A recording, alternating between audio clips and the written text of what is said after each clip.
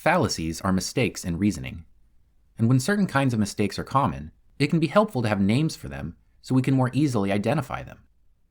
However, in doing so, we run a risk, because arguments can be complex.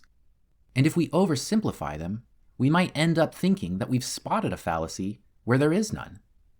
So in this series of videos, we're going to identify different fallacies, explain what they are, and clear up some common misunderstandings about them. The slippery slope fallacy typically involves inappropriately arguing that A will lead to B, which will lead to C. And if C is bad, then we shouldn't do A because it will lead to C. This type of reasoning becomes a fallacy when someone makes this type of claim without evidence to support the connection, or when they suggest that this chain of events is guaranteed to occur. Here's an example. Suppose someone argued, "You shouldn't smoke weed. That's a gateway drug, and eventually you'll be doing cocaine or heroin. It'll ruin your life." If someone asserted that without good evidence, or they suggested that these things were guaranteed to happen, that would be a fallacy. But one way people misunderstand this fallacy is they assume it's always a mistake to use this kind of chain of events reasoning. But that's a mistake.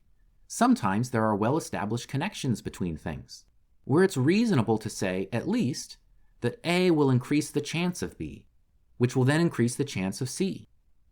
For example, suppose someone argued that, statistically speaking, those who smoke weed are more likely to try other kinds of drugs than those who don't. And then they argued that those who use these additional drugs are statistically more likely to develop addictions. Finally, suppose they offered good scientific data to support these claims. This type of argument would not be a fallacy. It only becomes a fallacy if they overstate the likelihood between each of these things, or if they state the connection without sufficient evidence. Now, there will be some examples where it's debatable whether any fallacy has occurred. Consider this supposed example that comes from Grammarly.com. Widening the road will lead to more traffic in town, and more cars on the road will lead to more collisions, which will make our town a dangerous place to drive or walk. They offered this argument as an example of a slippery slope fallacy. But is it a fallacy? It's not immediately clear. It depends on how much evidence one has for each of these claims. If there is a high probability that widening the road will increase traffic, and a high probability that more traffic will result in more collisions, then it seems reasonable to conclude that widening the road will make the town less safe. Of course, the conclusion is a bit overstated. It's an exaggeration to say that the town will become a dangerous place to drive or walk. But even if the conclusion is overstated, it would be unfair to dismiss this argument when there are some reasonable points being made.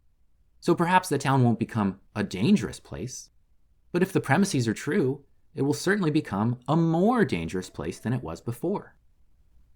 So when considering whether someone has committed the slippery slope fallacy, ask yourself, is the link between A and B overstated? In other words, are they saying A will, as a matter of fact, lead to B? Or are they simply saying that A increases the chance of B? And second, is there evidence to support the claim that A increases the chance of B? Or is the connection between these two things simply asserted without good support? It's helpful to know about the different kinds of fallacies because they do occur.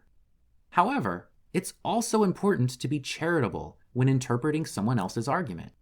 So the next time you think someone might have committed a fallacy, ask yourself this: am I being too quick to judgment here? Is there a way to interpret their argument in a more reasonable way? You just might find that what looks to be a fallacy is not a fallacy after all.